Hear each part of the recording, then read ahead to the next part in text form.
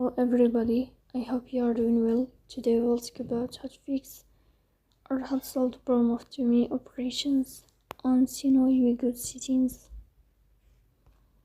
Here we click on apps, default apps, app settings. In this list you will search about Suno and you will click here. Then we click on first stop and you will click OK. Then we will enter to storage. Here we click on clear cache. You will go to Play Store. You will search about Suno app. If you find updating this blue sign, then you will update your app as you see here to fix that problem.